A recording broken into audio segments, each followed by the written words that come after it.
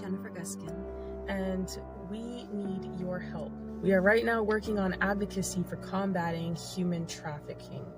And here's why.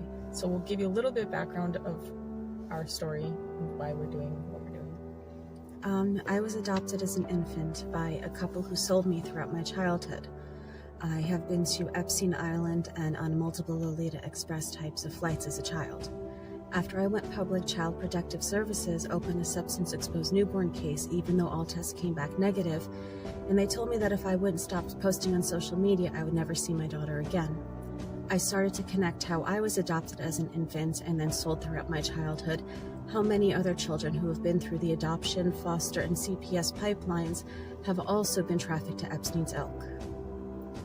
And as many of you guys know already, based on the work that we do at the Karis Project, I'm an American Indian born in Canada under the Jay Treaty. My father and I were exposed in the improper contagion mitigation for the COVID pandemic in early 2020. As a result of this, I lost everything: a house, cars, corporate assets, jobs. Bank accounts were shut down in Canada, and I fled to the US as an American Indian, fully documented, and was trafficked by rogue agents in ICE and other agents in the government, and forced to live with single American men. I was even imprisoned for 7 months initially, and then trafficked throughout the states. Put on full surveillance tracking and wasn't allowed to leave the city, house, or state without permission, or work without permission. And that happened for many years, and I was on and off the streets because of that, and in and out of shelters. And that is just a small example of what many go through in this trafficking system, be it the family courts or otherwise. So that's why the Karis Project will be going to DC to speak with representatives and do live reporting. We're also going to be in contact with other families who are dealing with human trafficking, and through the CPS courts or through any other means, lesser versions of trafficking, and doing reporting on them live and otherwise. We will also be working on, we ultimately want to shine light on what's going on with the trafficking here in the US. And we also want to meet with various agencies in DC, and we'll be going back and forth for training sessions and other things so that we can be better equipped to help people deal with resolving some of the issues that we're seeing. We will also be putting forth petitions in government to help people get justice, and that's something that we have been working on already so far. We have some petitions that have recently been filed in the state of Colorado, Michigan, Texas, and Arizona, and we will be continuing. But we can't do this on our own. We will be traveling to events and training courses, as well as DC on a consistent basis. We also have to get acceptable equipment, such as computers, cameras, interview gear, etc. There will be other miscellaneous costs that would also be like gas, food, and rooms if necessary. So that is why we are working towards combating human trafficking, and that is exactly why we need your help. We cannot do this alone, and most what the Karis Project does is on its own dime. And so we do love and appreciate each and every one of you that support us and all the work that we do. As many of you know, we also live stream on Lindell TV every day. And everything we do, like I said, is on our own dime. So we appreciate all the love and support and all the people who do donate. And we would very much love and appreciate that still. Thank you everybody for your time and considerations. And thank you for all the support. And we will catch you guys in the next one, and hopefully we might see you guys in the future and come across you and maybe be able to do some great things together.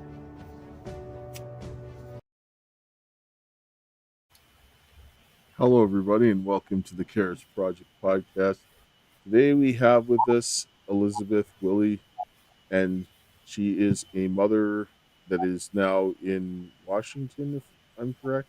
Yeah. That was in Idaho, that had, a terrible experience in her town with being abused by her ex. Her children have been taken as a result of it. Affect the abuse, the judicial system, the law enforcement, church, all kind of involved in this whole situation and to destroy her children and so forth. And obviously Stephanie Henson, who is co-hosting with me today.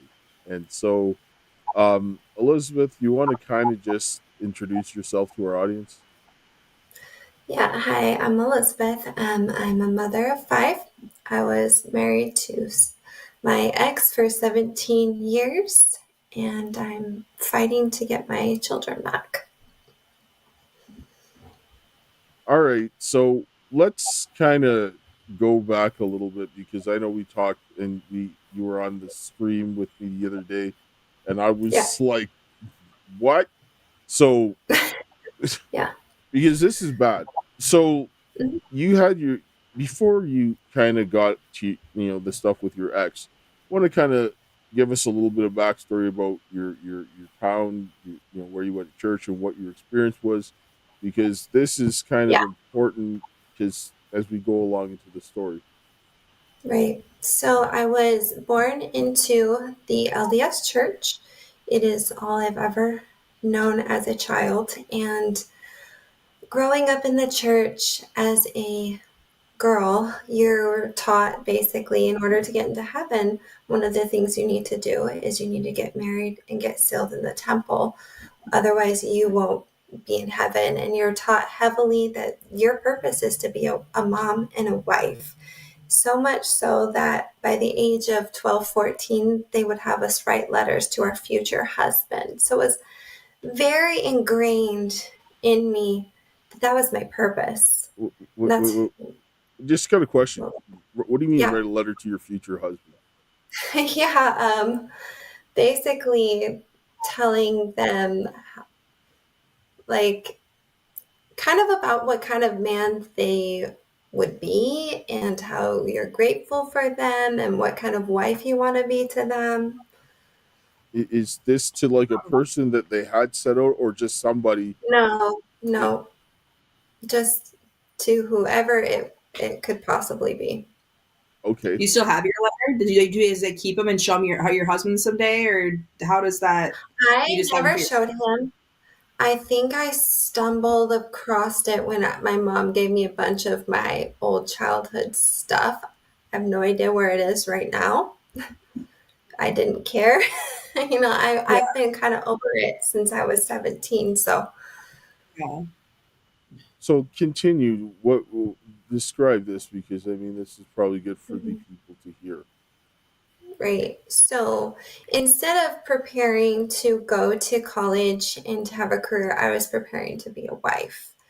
And you start to fantasize about it because that is the greatest thing you can do according to the church. And they also talk a lot about how you are to obey your husband and how family is first. And I do believe family is first, but there is a stigma on divorce in the church. It is very frowned upon. And if you get if you get married in the temple, Describe which is completely separate from the temple. from a normal state union, even if you were divorced, but in the government you're considered divorced, you have to apply to the presidency of the church to get your temple marriage annulled. And a lot of people that's turned down. I did not get married in the church. I was not allowed to be sealed because I was pregnant when we got married and you had to wait like a year and be going to church regularly. I did not.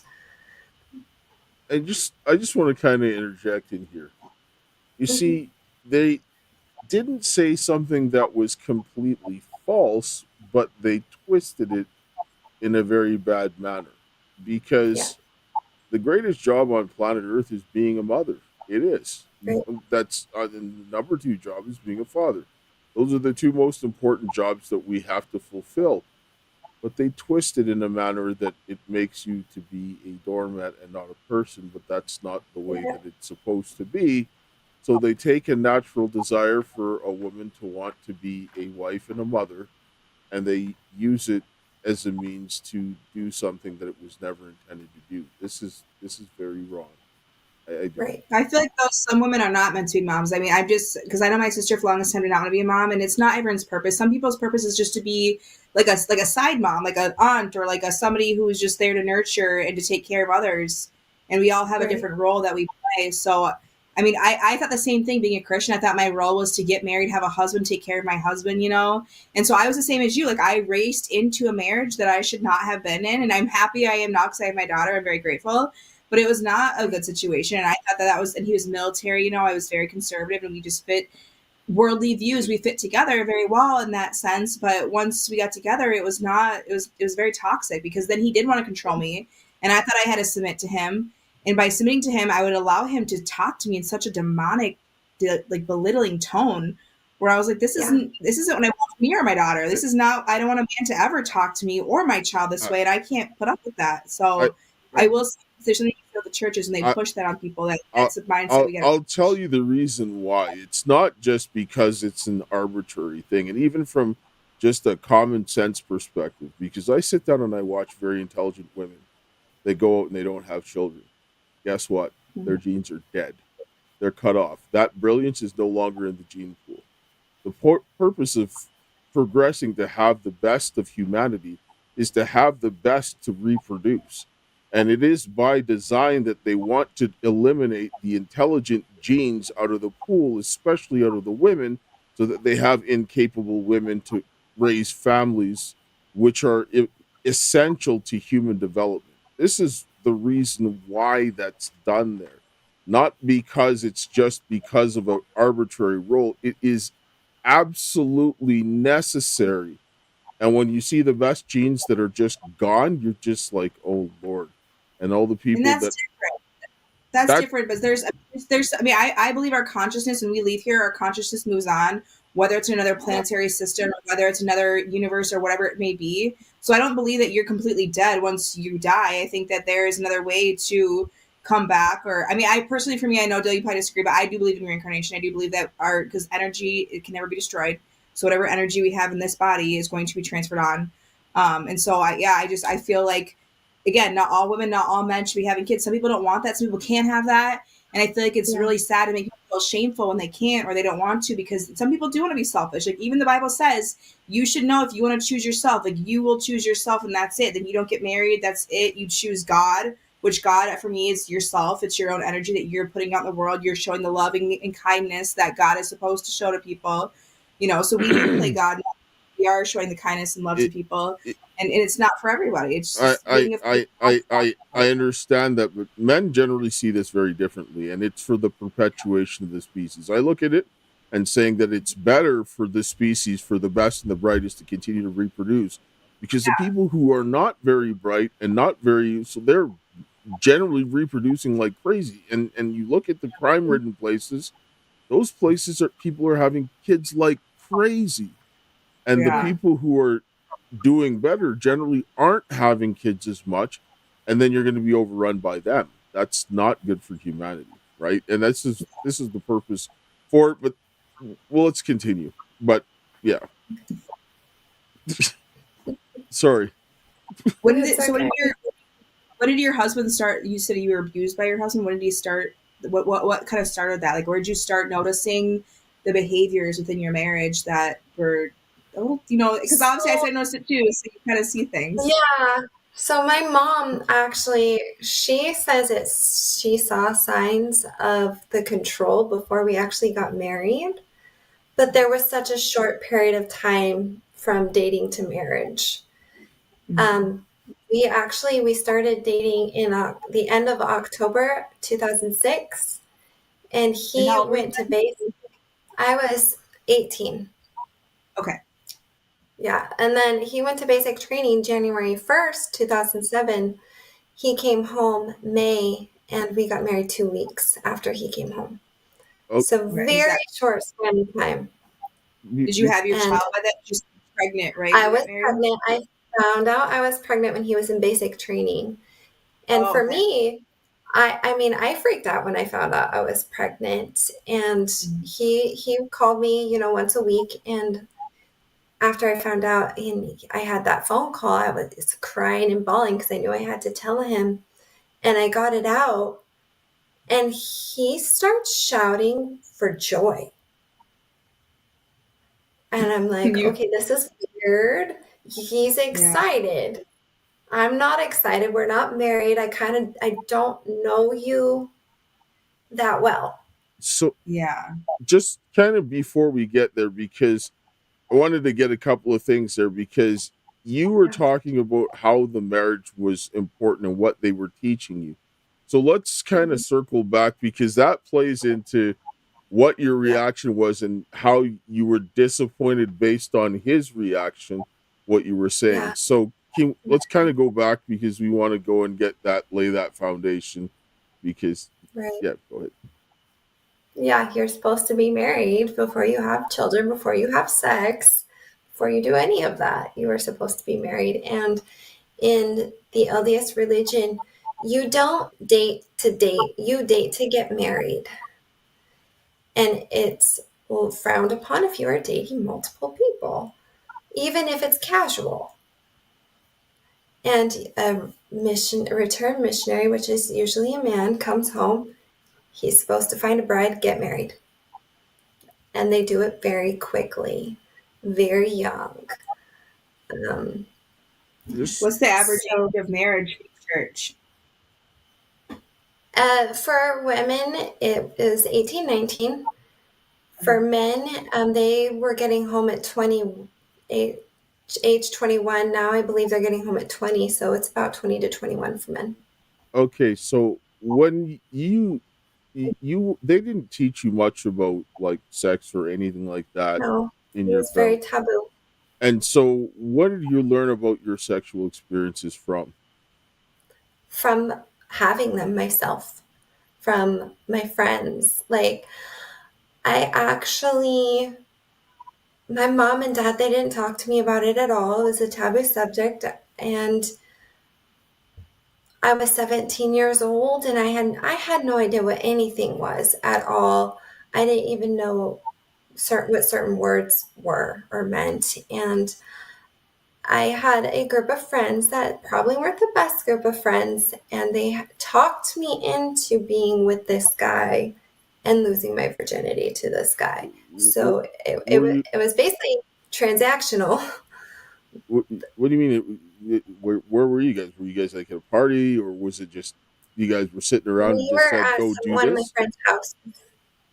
And they're all Okay, part of the church. They all part of the church. Not all of these friends. I started to steer away from LDS people as friends at that point in my life because I was seeing I was seeing a side of it I didn't like. I was still confused about it. I wasn't completely out yet. I still wanted to please my parents, and what they Yeah. wanted was for me to be active in the church. so then So okay, go ahead. Sorry, finish what you're saying. yeah. So after I lost my virginity, I felt guilty because I'm not supposed to do that outside of marriage. And in the church, that is considered a sin. And when you sin, you are supposed to go to your bishop and talk to them about your sins and repent. I was 17 years old. I went in to talk to them. My parents didn't know about this because I didn't tell them what I had done. And it's upon your own devices whether you go and repent and what for. But 17 years old, going in and talking to a grown adult man, and he's asking for details, explicit details, and then also shaming me if I'm wearing something certain that you can see my breast jiggle, or my pants show my hips a little too much, stuff like that. It just made me feel really bad about myself, Let and me like it was all my fault. let me ask you a question. How old was this man? He was probably in his 40s And you at the were time. 17. 17. And what kinds of was he asking you details of your sexual experience? Yes. Like things like Wow. what you did and so forth? Yep. How did you feel in that Every moment when he was asking you that? Very You answered weird. all this. That's the moment I answered all the questions, but that was the moment I decided this is not ever going to happen again. I am done with this church. Let me ask you Yeah. a question. What was his facial expression and his body language like when you were talking to him like this?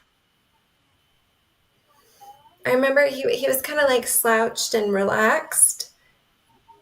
And I remember, so it started him behind the desk and he moved around the desk and sat closer to me. He was still facing me. But I was very uncomfortable. I don't remember his facial expressions at all. It was pretty traumatizing. Yeah, that's fine.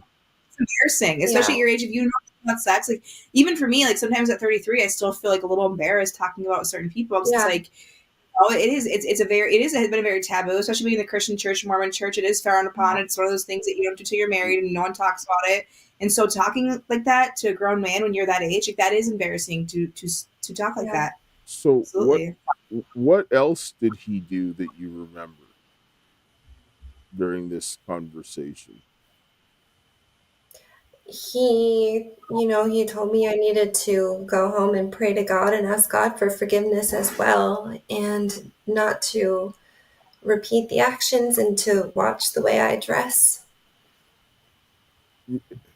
This is not a conversation a 40-something-year-old man should be having with a 17-year-old. 17-year-old. You Yeah. should, This is, I feel like. first of all, you don't even want to hear it. Like, you don't. Like, if somebody got caught doing something, fine, but you understand they got caught, but you don't want to hear details. You don't want a mental image, because somebody tells you something, it puts an image in your mind. And I know that I don't want to have no image of no 17-year-old girl that is doing God knows what. I don't want that picture in my mind. Right? Like, Right. no, that's Most people want to know. They don't want any details. I mean, this is extremely predatory. And I'm gonna pull this up because I listened to this, and when I heard about this, I was like, okay, this is crazy. And then I heard you talk about your interview, and I was like, this is the same thing. This guy goes way off worse, but it's the same type of thing, and the effect that it has on him. So let's just listen to this. I mean, this is, we'll pull it up and let you hear for yourself. And I mean, this is a big reason why I did Bishop's interview, that scene for Pure Taboo. Mm-hmm. Did you ever? Mm-mm. So this is like a whole. Yeah, I actually heard a really, okay, so I think I know, like, in general what you're talking about in terms of what a Bishop's interview is, because I listened to this whole NPR episode about it. About Bishop's interviews? Yes. Yeah. And it was, I just remember listening to it being like, oh my God, oh my God, yeah, oh my God. It's basically, you meet with your bishop starting at age 12 in the Mormon church. At age 12, you start meeting with your bishop twice a year, every 6 months, to discuss your spiritual progress and your worthiness, and to make sure you're, on track and everything with your spiritual goals. And during this time, they just hound you about, it's I guess similar to a confession session, where they make sure you're paying your tithing. 10% of all the money you get, you have to give to the church. And if Which is crazy. Yeah. And if you don't pay it, then you can't get your temple recommend. If you can't go to the temple, you can't go to the celestial kingdom. So you're essentially buying your way into heaven. How do they, okay, so they can't actually check that you're giving 10% of your earnings, can they? Oh, no, they'll make you show documents. And if you don't show them, then... Are you serious? They don't, if they feel like they need... What, they want your tax returns? If they feel like you're lying, they can ask for it. And if you can choose not to give them, but in return, you just won't get your temple recommend. Wow. So, yeah, they will take it to that point. That's crazy. But, and the biggest sin you can commit in the church, if you have sex, if you're in the church and you're not married and you have sex with a new guy every week and you openly tell your bishop about that, you're more likely to get excommunicated than you were if you killed someone. Wow. So, one of the biggest things they hound you about is your sexual purity. And so I was young, and I was in one of my bishop's interviews. This was the last one I ever went to. I refused to go after this. And I had been starting to experiment sexually. And I hadn't had sex yet, but I had been fingered by someone, like, someone had fingered me. And the bishop starts asking me about this, and I told him, and then he's like, well, tell me what happened next. Like, and like and they go into detail and they want to hear everything. And during this particular meeting, I was too young to understand at the time, but now that I'm an adult, I look back and I realize what was going on, because I felt like there was something weird going on, but I didn't get it. He was jerking off under his desk because I was explaining to him what had happened to me. And that's all that, it didn't escalate from there. But it does in other situations and with other girls and boys in the church, this is like, when is this going to stop where church leaders are abusing young kids? Like, it's just, it's become a regular thing within. Wow. Yeah. I wonder how many Catholic priests do that too. When you go to confessionals and they're behind that little thing and they, you confess your sins. I wonder how many priests are back there, because you hear about these altar boys in the Catholic Church and nuns who have molested. One of my friends' grandmas was molested by a nun in the church, in the convent, So it's like, this is happening all over the place in these churches. And you think that because you're in a church, oh, that wouldn't happen. That's we're holy for God. They want you to be so holy and not have sex and do all this other stuff. But what are they doing? Like, this is traumatizing. This is predatory. This is so many things. It's so wrong. Yeah. So I saw some your reactions during this, so I want to know what your take was, because this is disgusting. But this needs to be exposed. It's nasty, and I have known, I'm not the only one who's had experiences like this. You do hear people talking about it more and more. But I mean, I have made some concerns because my children are still going to the church and being pushed towards all of that. And, where I don't have them, what I say to them is not soaking in, and I can't protect them. And I have a 14, almost 15-year-old daughter. And so it's like, I don't want her going in there, Yeah, like, absolutely. I've read the Bible cover to cover, like, tons of times, and I have never anywhere seen or read anything that justifies anything like this. Right? Like, I mean, that's exploitation. Like, when I saw or hear that, what goes through my mind? Sin to the person who did it. Actually, it wouldn't be sin, because it would be justice, but you get the point. Like, you want to go and deal with people who do things like that, because that's nasty exploitation. I have a huge problem with things like this. This is why when I heard you saying this, I got very angry when I was listening to that, because that is a gross form of exploitation. And just before we take a commercial break, what other things did that, like, his you experienced something similar to that? What like what other things can you tell us about that, or that resonated with what you heard the girl say? I really felt for her, and I feel like the detail part, like, that's what gets me. I get hung up on the detail part, and it's disgusting. Like, I know he, in my interview, he wasn't whacking off, but who knows if he took that information home and did it, or went to the bathroom. You know what I'm saying? Because I don't want to hear, like what you guys were saying, I don't want to hear about a kid's, like, I get so mad when I even hear one of my children reference anything sexual, because it's like, that's not a conversation for me unless we need to have an educational conversation. I don't want to hear it,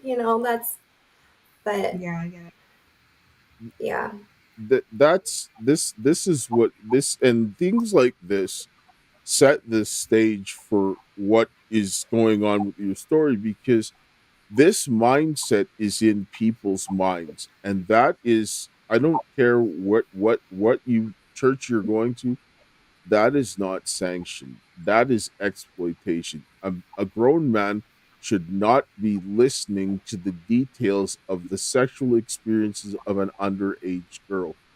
That is like, think about if this happened in school and some 40 something year old man came to a 17-year-old girl and was asking her the details of her sexual experiences, or in the doctor's office. Well, they do in the doctor's office. That's the thing. The doctors do cross boundaries, and they, I mean, even as an 11-year-old, I was told I needed a physical by a man, by a male doctor at 11 years old, forced to have a man put his fingers in my vagina. That to me is pedophilia.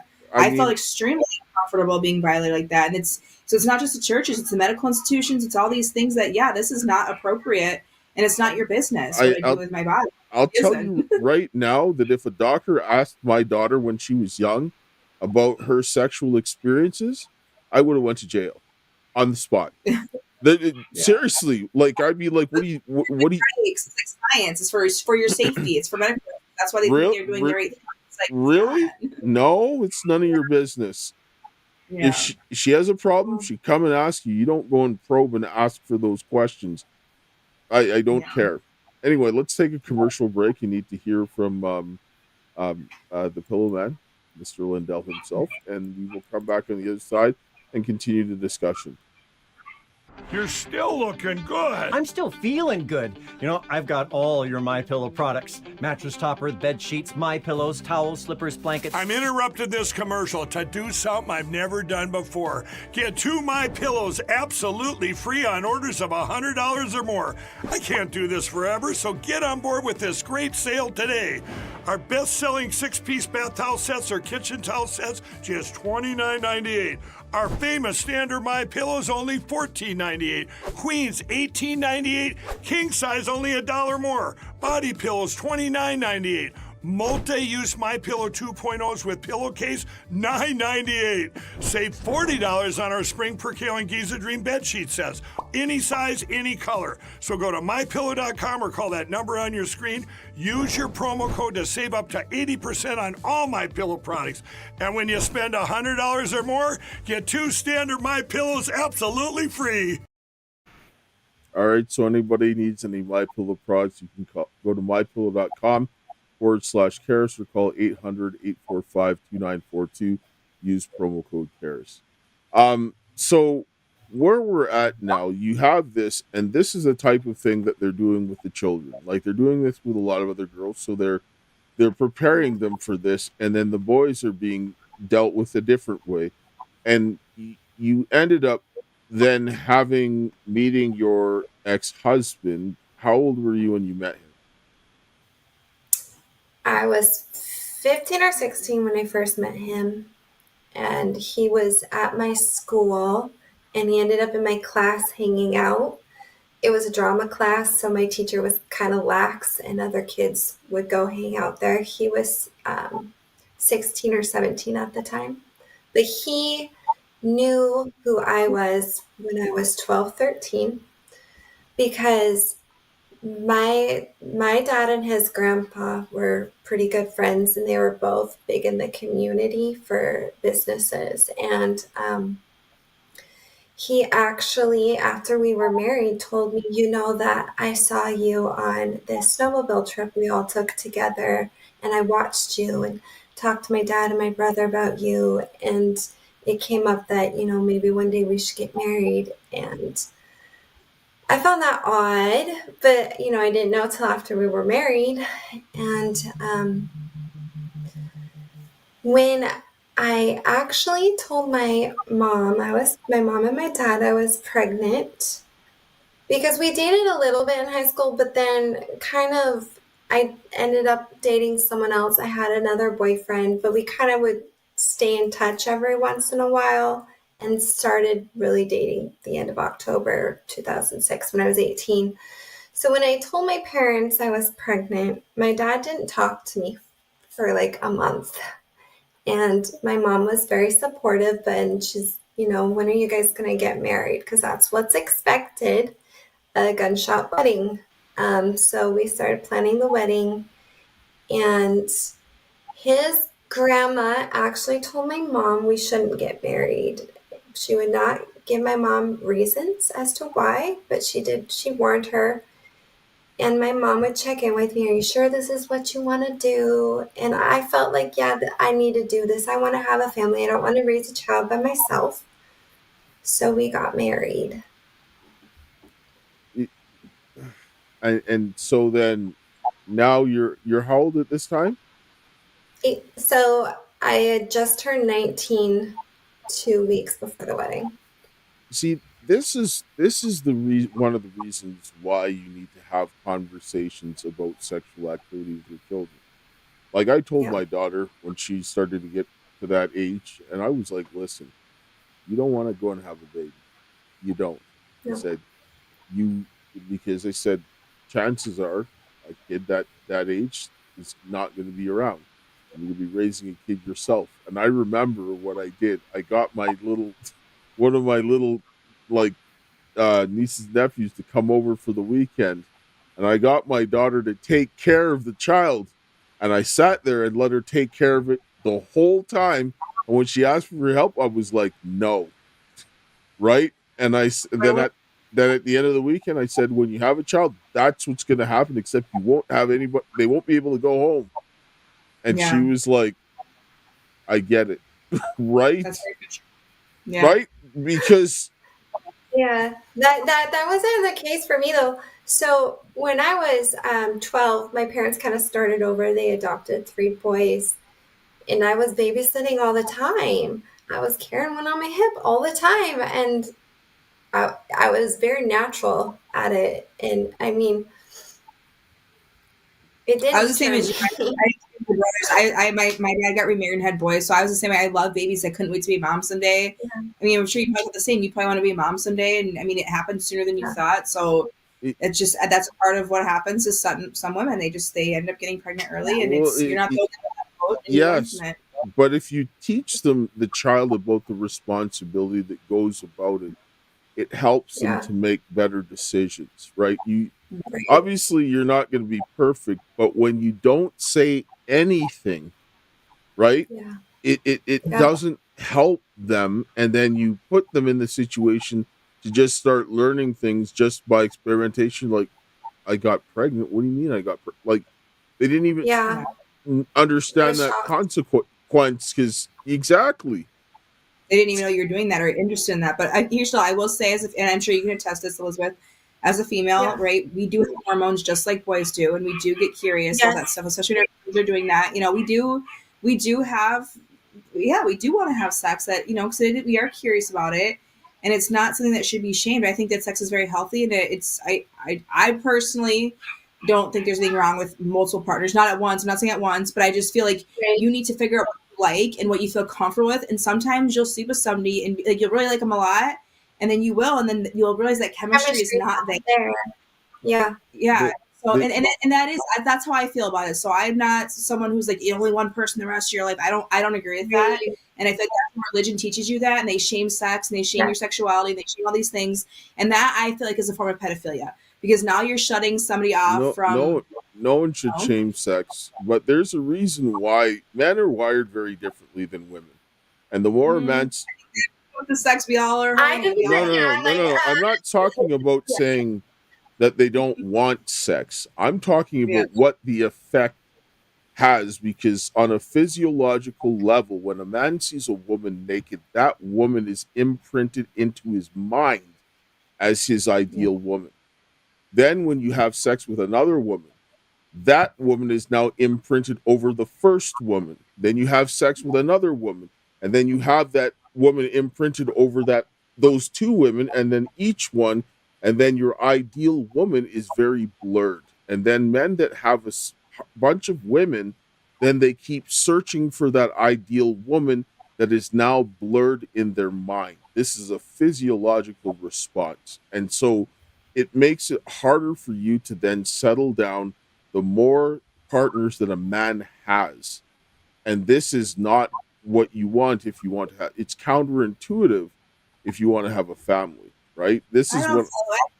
what I feel like a lot of people though eventually realize that they don't, because I mean for me, like I had a lot of partners in the beginning part of my life, and now I'm at a point where it's like I know what's out there, I know what I have right now, and it's like it's one of those things that like yeah, you compare it to other situations, but it's not all about the sex at this point. It's all about the connection that you have, the chemistry that you have, the love that you share for that person. And as you get older, like you don't even know who you are until you're past 25. You know what I mean? Like I didn't know a lot until even 30. I learned more about myself when I was turned 30, where you just stop caring what people think. And you really do just focus on what's I, best for you. And if you have kids, it's I, best for your kids, in your I life. I don't understand a woman's perspective, nor am I going to pretend to say that. But what I can say is, as a man, knowing Yeah. from experience, when a man goes and sleeps Mm-hmm. with a woman, it's worse than being on drugs. He can't see properly. He can't focus properly.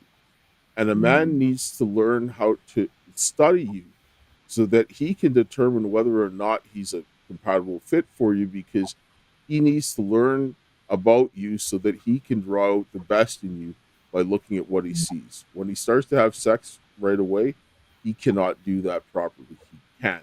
And if he does it, he's not doing it to the level. And women need that emotional connection. If the man waits, he'll learn how to build that connection with you and then do the things that you need before he starts to do the things that he needs, because it will then pay attention, and men value what they work for. This is fundamental the way we are, and we're wired for loyalty. And when we sleep with a bunch of women, in the back of our mind we're disloyal and we hate ourselves because of it. Yeah. That's the I way think man. women kind of think sometimes. I think women do. I mean, that's the thing is there's a shame behind that. Like, right when you sleep with somebody, afterwards you know if it was Yeah. right or not. I mean, you just have that feeling, and Yeah, you and can sometimes, feel it. yeah, and sometimes you Like do even a few in the times. middle of it sometimes, like Yeah, you're like, oh, if it feels like, get off. you get like an ick and you like compartmentalize and shut off. Yeah. Yep, I've been there. I know how that feels. And that's the thing is you learn that you're learning. I feel like this whole human experience of being here, because again, I'm not religious anymore. I think the whole human experience is getting to know yourself, getting to know what you enjoy, what your needs are as a human, whether it's sexually or physically or emotionally, because they're all very important things that we are learning about ourselves. And you have to find that right person who's compatible with you. And sometimes it takes messing up and learning from past relationships to figure out what it is that you're looking for or what it is that you want, and we do. That's how we learn, is by having multiple people in our lives that they teach us something. Yeah, I mean, yeah, I mean, for you that might work. For me as a man, doesn't work. I need discipline. Men have to be disciplined. We have This is what we're wired for, because undisciplined men become abusers, and we can't teach ourselves to be undisciplined. That's just, I mean, that's just the way we're wired. And we'll see this because all of these men that are doing these abusive things, they were all undisciplined men, all of them. Mm-hmm. And this is why, because when you have men that are undisciplined, we become weapons against the people around us and will hurt Mm-hmm. them. And that's why women can go and do things that men cannot do. And we don't want that man that gets angry and can't control himself, because he'll follow you in the face. And we don't want that happening. That's why it's more important for us, because we harm the people and we act out. So let's continue kind of going on with what you're saying, because you're now, when you're meeting with your husband, he comes in and he starts to, you guys were what? He was in the army, or sorry, in the army? And then, In the National Guard. yes, and then he went away, you guys got married, and then things began to happen when you got married. Yep, the day we got married, I started to see a different side of him. And the control started to escalate. So I couldn't make phone calls even to my family members without him standing next to me listening in. I couldn't go places without him blowing up my phone, texting me, telling me I need to get home, I've been gone too long, even like scheduled appointments, like a nail appointment, which I told him will be 2 hours. Within the first half hour, he's blowing up my phone. You need to get home. Why aren't you home? And he'd start to accuse me of actually cheating on him because I was gone too long. He put trackers on me that I didn't know. He actually, he's a coder. He's a computer coder, and his forte is actually Apple and Mac. So he cloned my phone. So he could see exactly what I was doing on my phone. He could even like go into anything he wanted, my text messages, emails, change my passwords. He could do anything on my phone. I had no idea it was cloned at all until I think I sent one of the police reports to you where it's actually talked about for the first time. I don't remember, it was probably 2020 by the time I found out that stuff was happening with my phone. But he actually had started doing it in 2009 after. Did he ever confront you on things he was saying on your phone? Like, whatever, like, how did you start to find out? So it was always weird because he'd ask me about certain conversations I had had, like with my mom or my sister or something, that where I was saying something about him, and I was like, how would he know? Oh and gosh. he would just be like, he wouldn't tell me how he knew. He'd just be like, oh, I just kind of had a feeling, and you just confirmed it.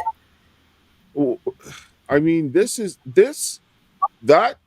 right there, run. Right. Like, there's that's insane. Like, that's scary. I'm sorry. yeah, yes, there's something. Privacy. It's a total invasion of privacy as a female, especially because the conversations I know I have with my mom and stuff. You're calling to vent. You're calling to confide in somebody, and to have someone listen in on your conversations. That's just a major invasion of privacy. It's a very icky feeling, and I can't even imagine how we go through that. You know, because like then you think, well, what did I say? I learned quickly. I couldn't say anything. The premeditation behind this, because men, we think things multiple steps ahead. We think about he understood what he was doing. This was it was done on a whim. This was premeditated, calculated to do this. This is predatory nature on a next level. You cannot. What is he doing to your daughter? Is he doing this? I mean, that's the thing. Is that something now you think about your daughter? Is he going to do this to your daughter and try to control everything she does and control her? He tracks them all. Oh my gosh. He tracks them all. I mean, there was an incident with my oldest son the other day. He called me because he was upset about something his dad was saying to him. And he got back to his grandparents' house because it's a whole nother issue. But his dad was there, took his phone, shut it off. And I said, hey, did you take his phone? He goes, yeah. I was like, well, he should be able to communicate with me anytime he wants. And he goes, I'll have him call you later tonight. He called me, and he wasn't speaking full sentences. He was mumbling. I was like, are they listening to you? No, I gotta go. He calls me the next day. He's like, yeah, Mom, they were listening. I couldn't talk. That's so scary. He does do this to my children. Okay, so this is extremely disturbing. But this, when as you listen to what Elizabeth talks about, you'll start to understand why. So we're gonna kind of what is his ties? Because you talked about him in relation to the church and the community. So you want to give us a little bit on that? So in the LDS community, the Willie Handcart Company is very well known. His great-great-grandfather was actually in charge of the Willie Handcart Company, hence the name Willie, and had a very heavy role in the church. I'm not exactly sure what the role, but it's heavy. And his grandfather had a lot of businesses in this town. It's a smaller town, and he was very well known. His entire family was very well known. They see your last name. Oh, are you related to so and so? So he is well known, like went back a long time into the church. This guy is demonstrating an extreme level of controlling behavior and so forth. This is concerning. You started to get abusive behaviors from the day that you got married. What did he start doing that day? Like the day you got married? The day we got married, we went to Dunny's in between the reception and nuptials. And his dad and mom were there, and all of a sudden his dad and him started talking about my breasts. And that's not exactly abusive, but it's not normal. And Uncomfortable. yeah, very uncomfortable. And I was like, where's this coming from? Like, this isn't the person I know. But hindsight, I didn't even know. Yeah. But literally the next day, he went out with his friends drinking, and this became very normal for him to go out drinking every night and not come home till 3, sometimes 5, 6 in the morning. I was pregnant. We were living at his parents' house the first couple weeks of our marriage. So when he did get home, his mom did tell him, this isn't right. You should be here with her. But once we moved to our apartment, if he came home and I've tried to talk to him about it, say, I don't want you out drinking. Can you stay home and be with? I would get screamed at, yelled at, berated. I'm trying to control him. He used very foul language, the C word a lot. That's military man. All the arguments were about him going out and drinking and me feeling abandoned, which is normal. I was young and pregnant, and when I got married, I thought I was going to have a partner who was going to be there for me. That's what you think, wasn't there for me. Yeah. And I couldn't go to my parents' house and stay there because that would make him look bad. So I just had to sit there alone. My mom was starting to see these things and pick up on it. Even though I wasn't speaking to her about it, she was very, very intuitive and very aware. But what was that? No, I was saying we're gonna run up on times here, so I was gonna just kind of wanted to just interject here, and then I'll get you to kind of let people know where to reach you, and then we'll have a short break and come back again on the other side and pick it up. But this is one of the reasons why the time to wait is that people can only hide who they are for so long. So if you wait before getting involved with someone, you'll have a better opportunity to see their character.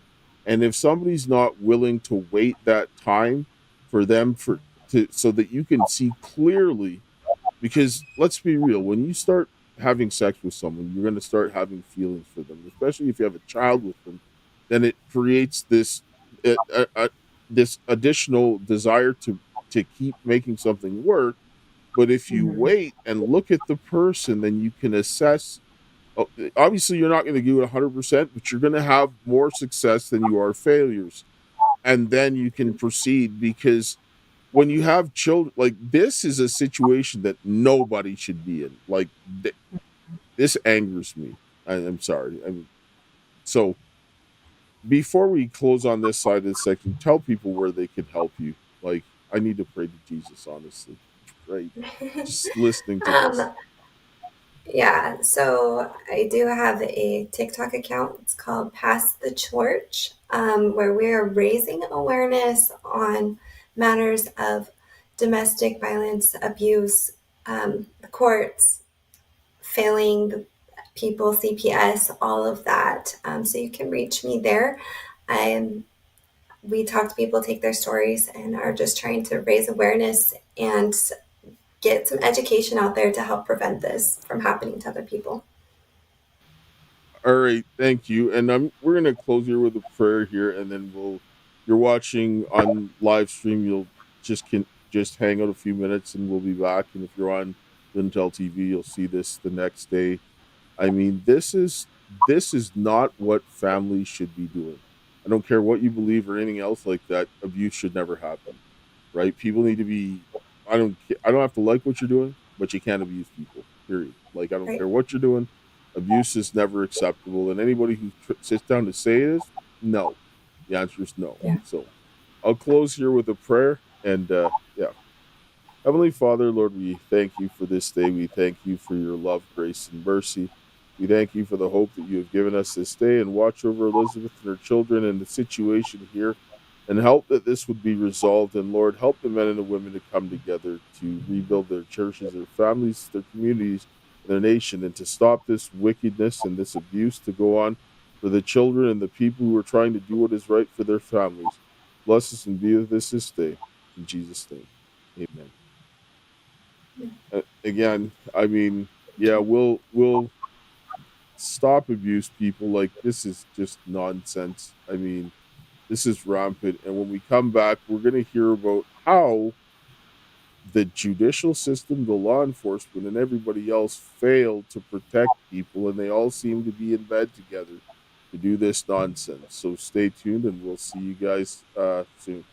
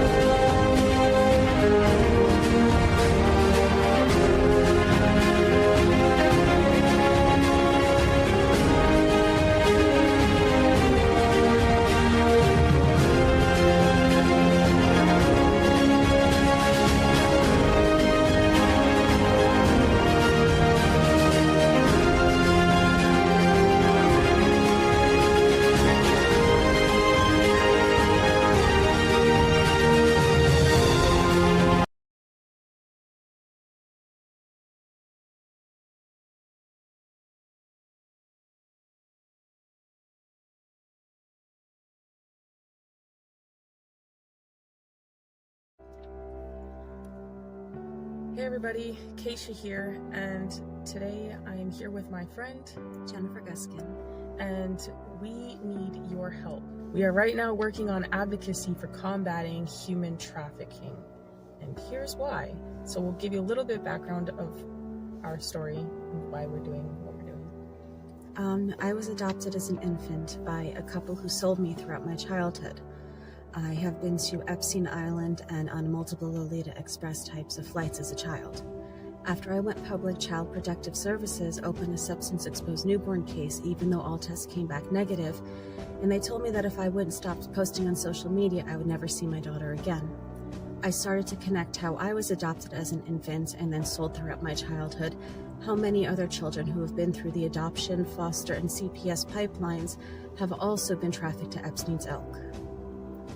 And as many of you guys know already, based on the work that we do at the Karis Project, I'm an American Indian born in Canada under the Jay Treaty.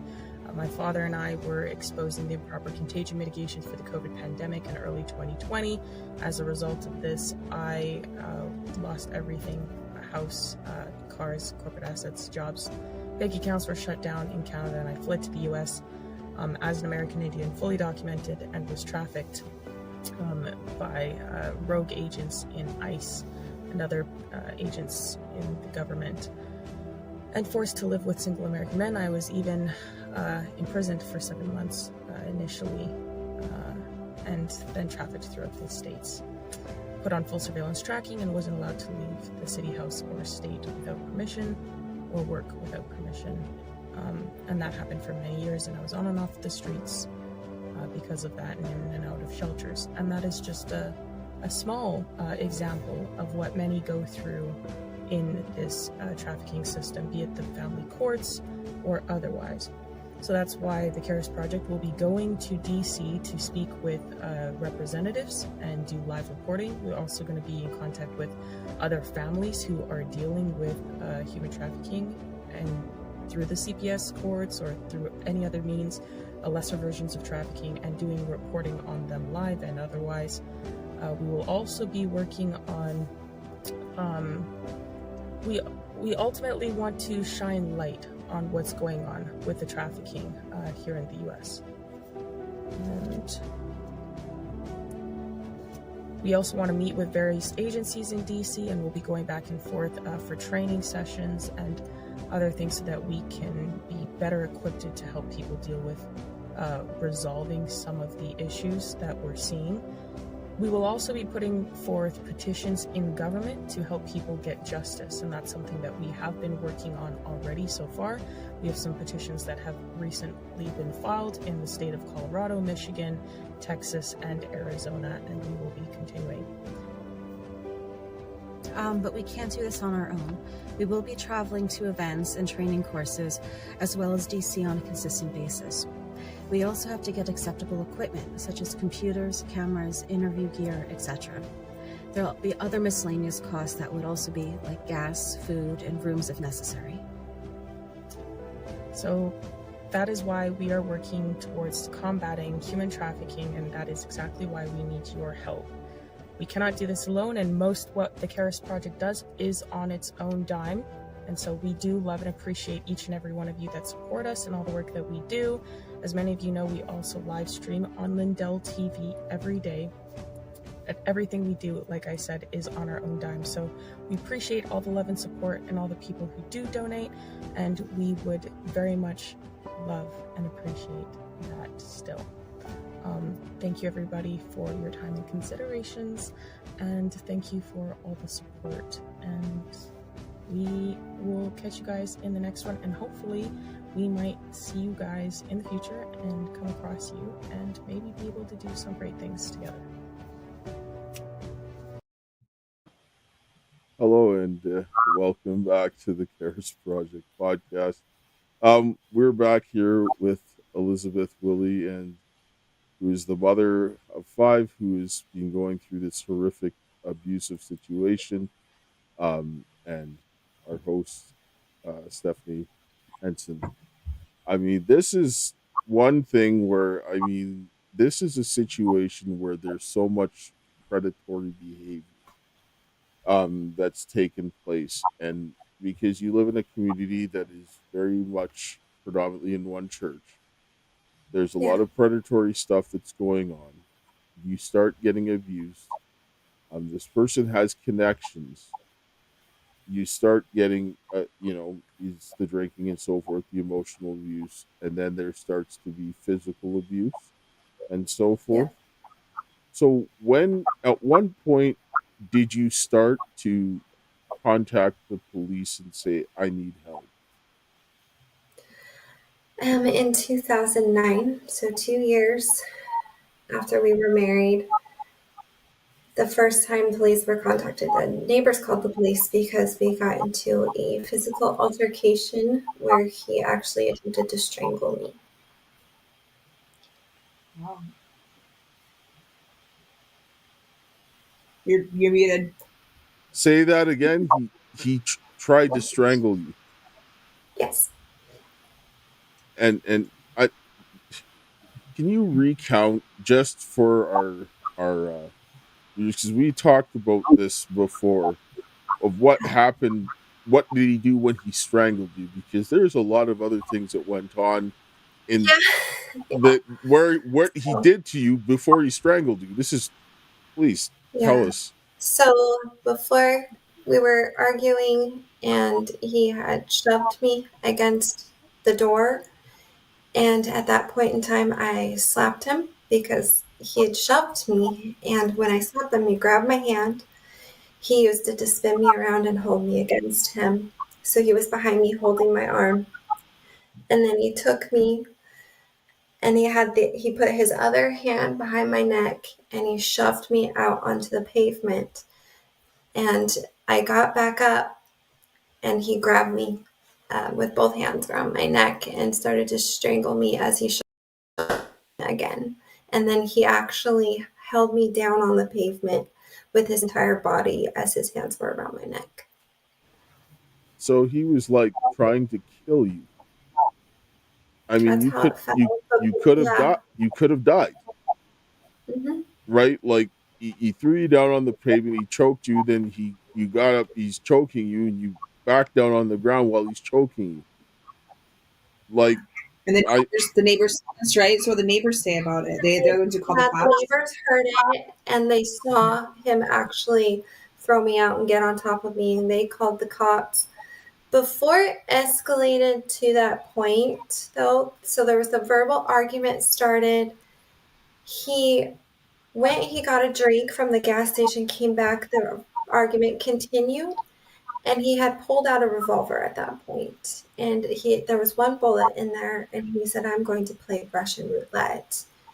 And then he set the gun down, and that's when everything got physical. On himself or on you, he used to play Russian roulette? At himself. Oh, okay. I think that's how these. I don't know what it is with military men, but I noticed when they go to boot camp, there's some type of psychological warfare.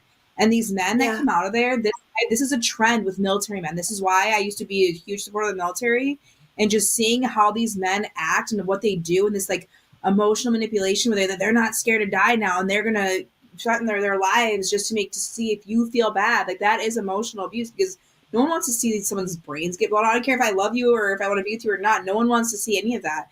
And that is totally emotionally abusive to you as a woman, and as as a partner, as a father of your kid. it's You only not have one kid. it's not just At emotional that abuse. point, one child, yes. Okay.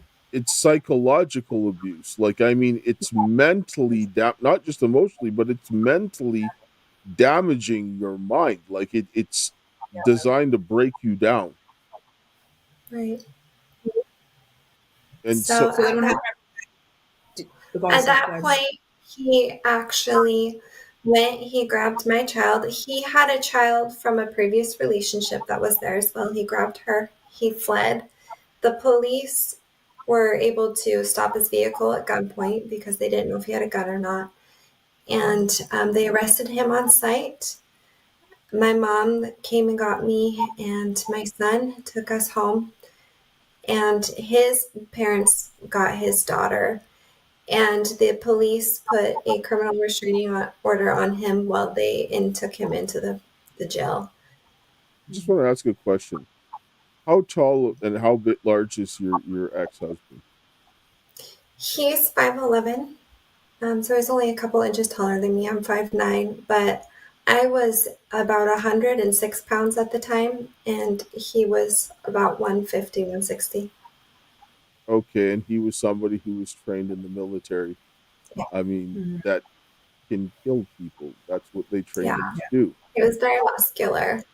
Yes, and regardless, even if you're the same size as him, it's still not a contest, right? Not. So this is okay. So were the police called that day? Yeah. Okay, so They arrested him. Yeah, he went to jail that night. How long was he in jail for? The night he posted bond or bail, his parents did, and he was charged with domestic battery, but he ended up pleading disturbing the peace. Okay, so they let him discharge it in the courts. Yeah, but from that night, I have a bulge right here that is still palpable, and I had spinal leakage that continues to be an issue throughout my life. Okay, so let me ask you a question. The law enforcement, were they part of the church that you dealt with? I'm sure some of them were, yeah. It's about 90% of the community is part of the LDS church. Was the judge? Yes.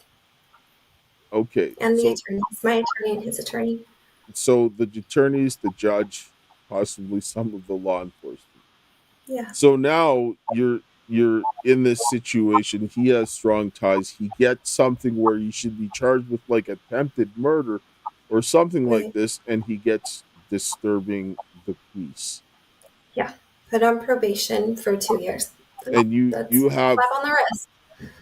physical damage and leakage from your spinal cord Yeah. in your neck. That's permanent damage, and you get Yeah. disturbing. Just want people to understand this, right? And so then what continues then to happen with So I filed for divorce the week that happened for the first time. And I was living with my parents, and they hired an attorney for me. We went to a mediation to determine if he could have visitation with our son, and it was supervised visitation. I gave him up for every other weekend for a few hours, no overnights. And he melted down during that mediation, which made me feel bad for him. So, and at that point in time, we have a child together. I'm pregnant. I know I'm pregnant. He doesn't know this yet. I end up reaching out to him, even though there's a restraining order, because of the whole breakdown during the mediation. And we did end up sneaking out and meeting up one time, and then a few months go by and we go to court for divorce. My attorney and his attorney go in and have a private meeting with the judge, and they come out. At this point in time, I'm still wanting to get divorced. And they tell us both, we think you should work this out for your family. She's pregnant. I don't know how they knew I was pregnant. I hadn't really told anybody at that point in time. But a judge is saying I should work it out. Two attorneys are saying I should work it out. I'm very emotional and very raw. Like, I'm still in shock for everything. It doesn't even feel real. Like, I got to a point where I was like, that didn't happen. It was disbelief. Did I imagine it? Like, even going back and reading the police reports over, it's, oh my gosh, that happened. And there's parts I don't remember that I read and like, oh my gosh. So I said, okay, give it another go. Okay, that, first of all, they shouldn't have said that. First of all, they know you're traumatized. It would have been different if they said, okay, go get help, deal with this situation, stay separated, then figure out what you need to do in order to move forward when you're in a better space, right? They not push you, go back into that situation while you're still under duress. That is, that's unreasonable, right? That is unreasonable, because they know that you're traumatized, regardless of that situation, right? Yeah. That wrong move, 100%. Right. So I go back with him. He later finds out he's being deployed to Iraq. So, during this time, I think it was like he had a 10-month notice at that point. So in between the notice, I'm pregnant still, and we get in a lot of fights. And a lot of fights seem to happen in the car for some reason. So I hated being in the car with him. I felt trapped. He would either stop the car, make me get out, and walk wherever I needed to end up being, even if that was home, or he would drive recklessly on purpose, speed up, shake the steering wheel. So there was one argument where he told me to get out of the car. I got out. He drove to his parents' house and dropped my son off there. I kind of figured he was going to go to his parents' house, so I walked there. I was pregnant and I walked there. And his mom told me my son wasn't there, and then I needed to get off her property. I needed to leave, but I knew my son was there. So I called my dad. He came, he called the police, and ultimately the police made them give me my son. And he shows up while the police are there saying, "Where have you been?" Screaming at me, saying he's been driving all over town looking for me, and there's no way I walked there. Someone had to come pick me up and give me a ride, and I was probably cheating on him in the middle of that. And my dad and him at that point, they got in a verbal altercation, and he quickly just went into his parents' house. My dad's a big guy compared to him. He's a scary guy when he's mad. So I go back to my parents' house and I stay with them until the baby is born. And he starts to convince me that he's going to go to therapy. He's going to change. You know, every time there was a big fight, he wanted to take me to dinner. He'd buy me gifts. I'm so sorry. Everything's going to be different. You're really important to me. I buy it because we have 2 kids together now. I want a family to work out. Divorce is bad in the church. Like, our families are tied in the church. Even though we're not active, we're not going, it's still a community where you're very judged. Mm-hmm. So we live at his parents' house for a little bit before the deployment because he didn't want to leave me alone. And during that point in time, I get pregnant again. Our daughter is 4 months old at that time. So I have a 4-month-old baby, a 3-year-old, and now I'm pregnant. I don't know I'm pregnant until after he deploys. During his, what was that? No, I'm sorry, I'm fuming listening to this. Yeah. I mean, I always seem to get pregnant when I'm trying to leave. Is that how it works? But it is. But the things that were being said, like, you're traumatized. This shouldn't happen. Like, you should have had the space to go and heal. They're using and taking advantage of the trauma that you're having in order to get what they want and being manipulating you and all that kind of stuff. This is I've seen this happen too many times. This is just disgusting. But go ahead. So I is deployed.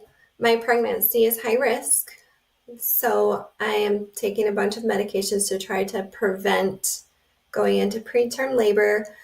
And we schedule his, he got his leave. He got to come home for a week around when they think the baby's coming. So he comes for leave and I have the baby and the baby's put in the hospital. So they give him an extra week. Or stays in the hospital. He was premature. His lungs weren't developed, so he was in the NICU. And during this time, I only got to stay at the hospital 3 days. My baby stayed 11 days. So I was going to the hospital, feeding him, pumping, going home, back and forth. And then he goes back to Iraq, and I'm still at his parents' house. After I bring the baby home, it was within a week of bringing the baby home, I found emails back and forth between him and his mother saying, I know she's crazy. I'm sorry. Just deal with it until I get home. Make it work. It'll be okay. So I see that and I'm like, okay, you think I'm crazy. What am I doing sacrificing and staying here? I'm going to go be with my family. And at that point, they had moved to Washington. So I was now in town alone with his family. So my dad hired someone to come get me, and we go to Washington. My baby ends up having whooping cough, so I go to the hospital with the baby, and he's in there for another 11 days. During that time, somehow my ex convinced the military to let him go home early. Not only go home early, but go to Fort Lewis, which was 2 hours away from where my family lived. So it was getting close to the time our child was having a birthday, our oldest son. It was almost his birthday, and my ex called me and said, hey, I'm in Fort Lewis. I know you're only 2 hours away. Can we celebrate his birthday together? Which I thought was reasonable. So while I am on base with him, he talks me into staying the night with him, telling me, he's getting help through the military. All these things are going to happen. The same story, but I buy it. And I End up going back to my parents' house the next day, telling my parents I'm moving back to Idaho. My aunt had just moved there, so I was going to go stay with her for a little bit. So I moved back. I stayed with her a couple weeks before I moved back in with him. So far, 2007, 2010, and now 2011, I've had a baby. I get pregnant again and have a baby in 2014, and my last 3 pregnancies are all bed rest, medication, 5 different medications for each one. So I need a lot of help. And during those pregnancies, he was calmer. Things were better. He treated me a lot better for the most part while I was pregnant and on bed rest. But after I had my 4th baby, he told people I was either postpartum or bipolar, and he was starting to set a narrative that I didn't know about. He was telling my family these things and his family these things behind my back. We got in a fight where I was going to take the kids and leave, and he ended up calling the police, telling them that I was threatening him with a gun, and he actually used the audio tape from one of his exes where she stated she wanted him dead and was going to have him killed, and said that was me. So the police took me to the psych ward, and he came and got me the next day, and he used that against me for the rest of the marriage. How long ago, what year was that when that happened? It was 2013. And he was already still monitoring everything that you were doing at that point in time anyway. And so this guy was controlling and very abusive and so forth. I just want, we're going to, and how many times have you had to have police contact since that first time up to this point? I have no idea. Too many times to count. I know looking back between conversations with me and my last attorney, she probably had 30 different police reports, at least. Wow. That's crazy. And this is when you have somebody that's doing these types of things and demonstrating an escalating pattern of violence, this is very, very problematic, right? And I mean, we're gonna listen to this like you had a military person that was like he picked you up, he slammed you down, he's choking you and stuff like that. This could have went sideways very quickly, and he's demonstrated that he's got abusive behaviors. He's assaulted you, and you said that he had sexually assaulted you at some point as well. Was that when was that? Was that before? Or is it that was after? That was after all 5 children were born. Okay, so we'll get to that later. But with domestic violence, this is what happened to this woman when she had left, and this guy plowed her face. And this is what people need to understand, that this is not a joke, right? Let's listen to this. Now, you said that after Corey leaves, you remember the defendant running at you. Yes. And then you remember, the next thing you remember is being in the shower. Yes. Do you remember how you got in the shower? I don't know how I got in the shower. Do you remember, when you were in the shower, did you have clothes on or off? They were off, and the shorts that I was wearing were in the shower. When you were in the shower, what was the defendant doing? He was going through my phone and yelling at me through the glass door. What was he yelling about? I don't remember exactly what he was yelling about anymore. At that point in time, did you think you had been hit? Yes, I could taste blood in my mouth, so I knew I had been hit in the face. And I also I don't remember how I got in the shower. What's the very next thing you remember? I remember waking up on the floor. I was laying on my back, and he was sitting next to me and going through my phone. Anytime he would see something that he didn't like someone I had followed on Instagram, he would hit me. I remember at some point while I was laying there, feeling the tooth on my tongue I don't know how many times he hit me. Were the hits with an open hand or a closed fist? I can't be sure. And so every time he found something he didn't like on your phone, he would strike you to the face? Yes. What's the next thing you remember?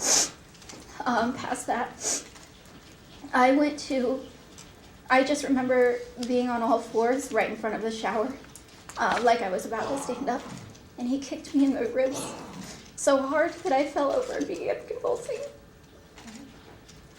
Did you ever ask him for help or to stop? Just after this, I told him that I needed help, because I genuinely felt like I was going to die at this point. What did he say to you? He told me that nobody could help me. He told me that they were just broken ribs and there's nothing they can do to heal that anyway. He told me, he threw the dog's blanket on top of me because he thought I was just cold. That's the reason I was convulsing. So he threw the dog's blanket on top of me. At any point in time, did he ever use any weapons against you? Yes, he did. Can you explain how? He had a knife. It was one of my kitchen set knives.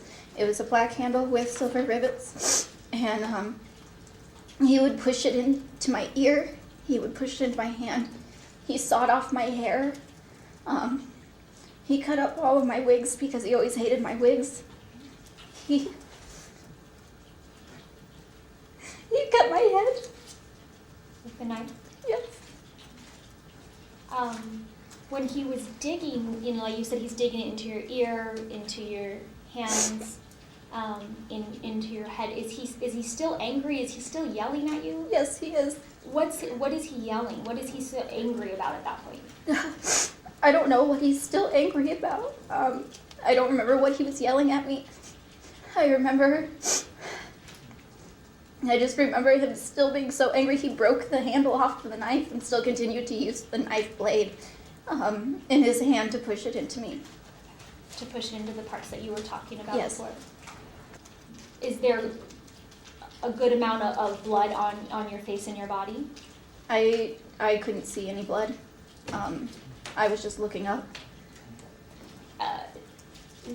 Is there come a point where he tells you that he's going to have to kill you? Yes. What does he say? He looks at me and he says, "Now I have to kill you. I've gone too far. You can't be seen like this. Everyone's gonna know."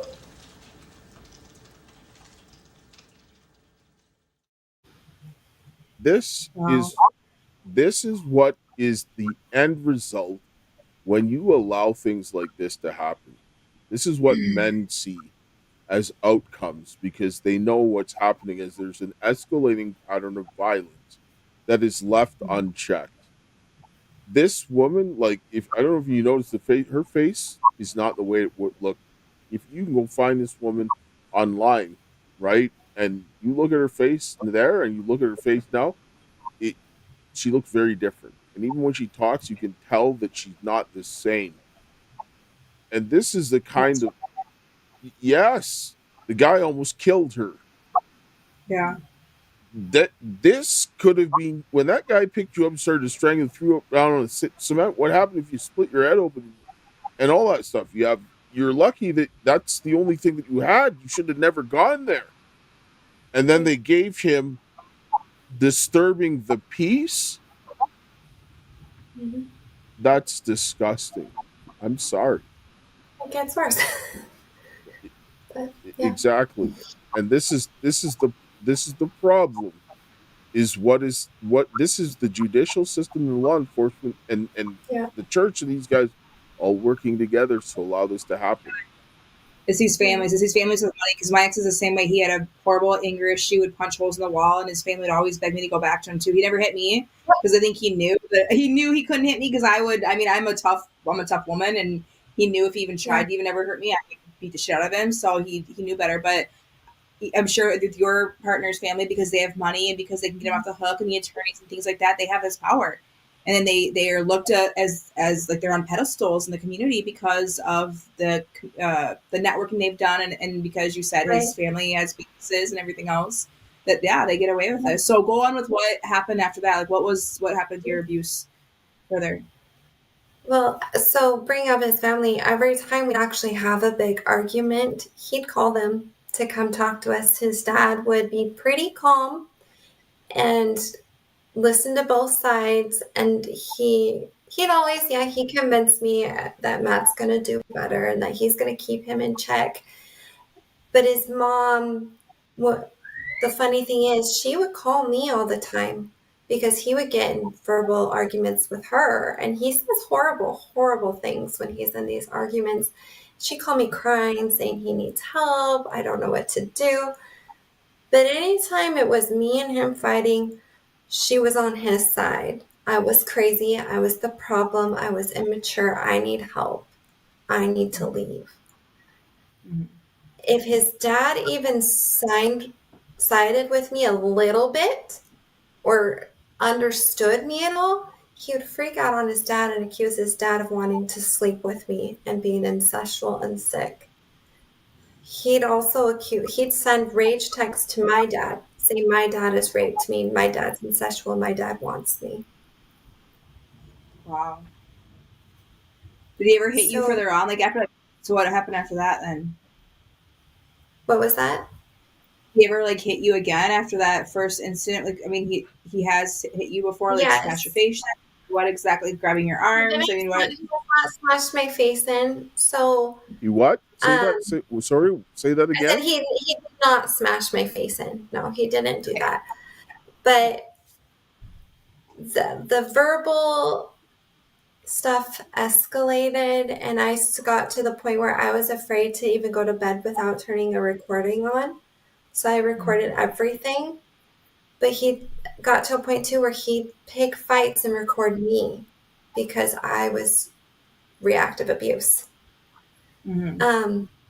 So after our last child was born in 2014, things were calm for a little bit, not long. I honestly don't remember 2015 to 2018. I don't remember any of it. Postpartum depression type thing, or what exactly? You just were kind of out, just I think over the that, I mean, relationship? I've suppressed a lot. I was so broken down and Yeah. so alone and so afraid to talk to people. I was self-isolating. Most of the time, I couldn't get up and get dressed. Yeah. I was hardly making, what was that? Sorry, That's we the just question. That's too. we just need to take a short commercial break, and we come back and talk about this. Just give me a second. Okay. Okay. You're still looking good. I'm still feeling good. You know, I've got all your My Pillow products: mattress topper, bed sheets, My Pillows, towels, slippers, blankets. I'm interrupting this commercial to do something I've never done before. Get 2 My Pillows absolutely free on orders of $100 or more. I can't do this forever, so get on board with this great sale today. Our best-selling 6-piece bath towel sets or kitchen towel sets, just $29.98. Our famous standard My Pillows only $14.98. Queens $18.98. King size only $1 more. Body pillows $29.98. Multi-use My Pillow 2.0s with pillowcase $9.98. Save $40 on our Spring Percale and Giza Dream bed sheet sets. Any size, any color. So go to mypillow.com or call that number on your screen. Use your promo code to save up to 80% on all My Pillow products. And when you spend $100 or more, get 2 standard My Pillows absolutely free. Yeah, so if you need any of the My Pillow products, go to mypillow.com/Karis or call 800-845-2942. Use promo code Karis so that we can continue to do this work and expose this kind of filth that drives me nuts, because I can't stand this. But support a good cause. Get yourself something that'll help you anyway. Kind of getting back to this, like, I mean, what we're seeing here is a trauma response, and they're taking advantage of the fact that you're traumatized, putting you in these situations. His family's also helping the situation. You're never getting the stability that you're needing. Then he's beginning to provoke you so that you then react, and once you react, you're going to be able to do this. Like, it's not that men are very adept at doing this. They're very skilled at drawing out the worst in the woman, and it's because they're more emotional by nature.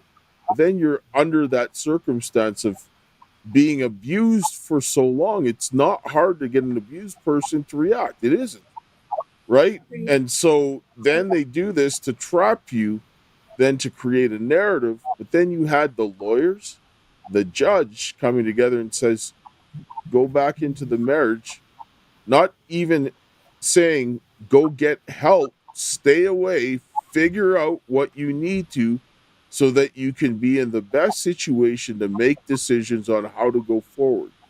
Now, if they said that, that would that would not be unreasonable because you're away, you're going to get your whatever you need to do, and if they need to structure something so the kids could see each other, if they're not going to be in danger, that's a different story. But they didn't tell you that. They said go back in the situation, right? Yeah. And Well, I was also very financially reliable on him because I wasn't allowed to have my own bank account. I wasn't allowed to have cash. I wasn't allowed to make any purchases without his permission and without him. Like if I went to the grocery store, I'd have to bring the receipt back so he could itemize everything and see exactly what I bought. So there was a few, like I went to a shelter a few times, but you have to find your own place. You're only allowed to stay there for a few days, and then you're expected to find your own place. They don't really help you with resources, learning how to get a job, because I also was not allowed to go to school or have an education. I had to stay home. Every time I brought up the possibility of me going to school, it was quickly shut down with "you're selfish, I'm going to school, I'm providing for the family. Your job's to stay home with the kids." When I look, when I wasn't even I wasn't going to church at this time or none of that kind of stuff. And when my oldest daughter was born, I mean, with her mom, I'd go to work and be like, "Here, go take money, grab $500 out of my wallet, my pocket, go to the store, get stuff," right? She'd spend it all and like buy stuff. I'd be like, "Why?" But like I didn't like whatever. I'm like, "Here, take money, go out with your friends. I'll watch your kid. Get out of here, take a break," right? Like stuff like that. Because why would you do like when I hear stuff like this is foreign to me. I don't understand, right? It's not to me. No, this is what this does. What I'm telling you, and I know that you know, Elizabeth. This is. I mean, I've been in relationships like this. Like what you're explaining, and I want you to finish your story because we're going to run up on time here. About 20 minutes left, and I think you have a lot left to share what's going on with your kids. So we should really get going on you sharing the rest of your story. But this is Dale. This is very common for a lot of females to go through relationships like this, and it's not even just the church. It's like this societal norm of these men who they want to control everything. They want to control the woman. And then they get their families involved. It's like, this is, I mean, it's going on my partner now. It went on my ex. It's going with you. So Elizabeth, finish on with your custody, all this stuff. Cause we're gonna get through part of it. Like I want to show what was going on with the, like kind of like the framework. Cause we're going to bring her back again because there's more. Like, I mean, we talked before. So let's get through what was going on with like the law enforcement, the custody, and where you kind of get at it, because we got like I think about 15 minutes left or so. So with law enforcement, there were times where they were helpful and they would come, they get me and the kids and take us to the shelter. But then there was times like in I believe it's 2023 where he had an attempted suicide attempt, where at that point in time, there was another criminal restraining order against him for another attempted strangulation. And he had my oldest son with him, and I get a call from my oldest son saying, "Mom, I'm really scared. Dad's drunk, and he has a gun." So I went to the house to pick up my son and get him out of that situation. And when I opened the door, he has a bottle of whiskey in his hand. And I could see an empty bottle on the counter, and he had a gun in his other hand. So I was telling my son to leave, to go to a neighbor's house and get help. My son was saying, "No, Mom, I'm scared. I don't want to leave." I said, "You have to leave now. I will deal with this." So he left, and I went inside, and he's going back and forth, pacing, saying he's a horrible person. Everything's his fault. He's sorry for everything. And there's no point in him being here anymore. And During this, I call his parents, I put them on speakerphone, and I let them know what's going on. And they were out of town. And of course, they're saying, Matthew, we love you. Don't do this. And he was screaming at them, you don't love me. You don't care about me. And they didn't even sound emotional when they were telling him not to do it. It got to the point where his dad was like, well, you're going to do it or you're not.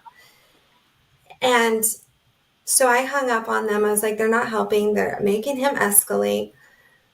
It got to the point where he put the gun to his forehead. So I put my head behind him on his neck right here, because the way it was angled, if he shot himself, he'd shoot me. And he was saying he didn't want to hurt me at that point in time. So that was the only thing I could think of to prevent him. And I was saying, I still care about you. I still love you. Because I will always have a love for him, no matter how messed up this has been. He's the parent of my 5 beautiful children. And I recognize he has trauma too. And he chambered the gun. And I was screaming, crying, begging. And so he finally pointed the gun up, went to unload it, and it discharged into the ceiling. At that point in time, I went to go find my son, and there's lights all over me. SWAT had come. They grabbed me, put me in a car, and they asked me what happened. They told me my son was safe. They had my son, and they were going to take us home. But they didn't go check on him. They left him alone. He should have been taken somewhere to get some mental help. Yeah. They didn't do that. He also wasn't charged with anything. That is endangerment to a child. That's felony endangerment to a child. Absolutely. I also had to break the criminal restraining order to go get my child and to prevent this. Charged with nothing. The only thing that happened was, at that point in time, CPS was involved, and they said he couldn't have the children alone. Children were given to me at that point in time, and I was told I could, because I was working in Washington. I was given permission to Washington to work. So, yeah. No, go ahead. Finish what you're saying. So they started testing him, CPS, for alcohol randomly to see if he was drinking. When a few months of him being sober, up to their knowledge, because to them, the alcohol was the problem, nothing else. So if he's not drinking, the kids are safe to them. If I'm not in the home and I'm not being abused by him, the kids are safe. Even though there's been abuse towards the children, they say he's safe.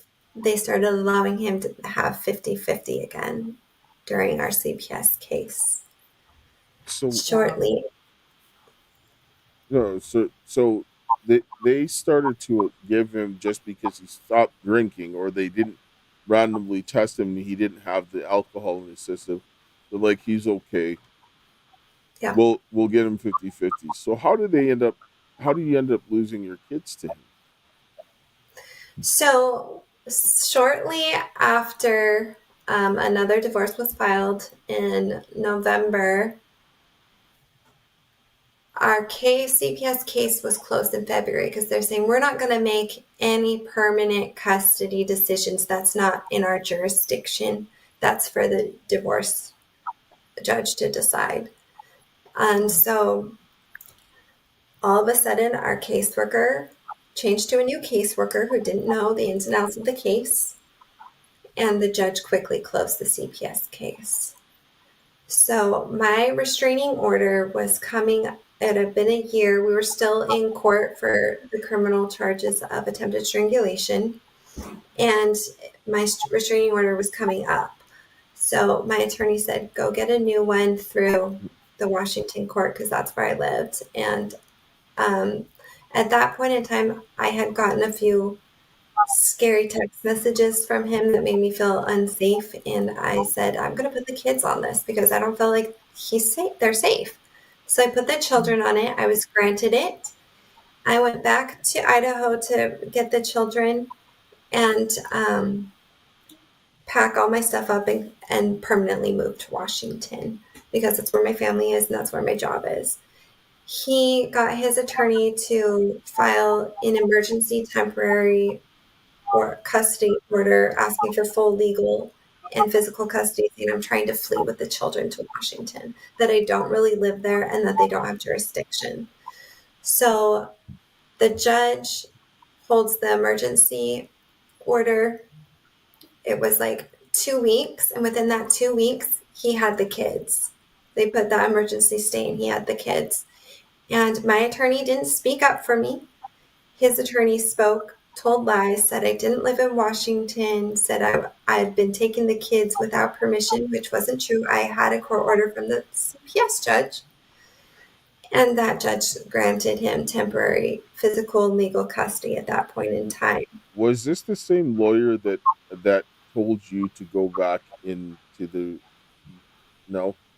Different No, this lawyer? was a different lawyer. But was he from the same town that you were Yeah. at? Was he LDS. okay? All right. Yeah.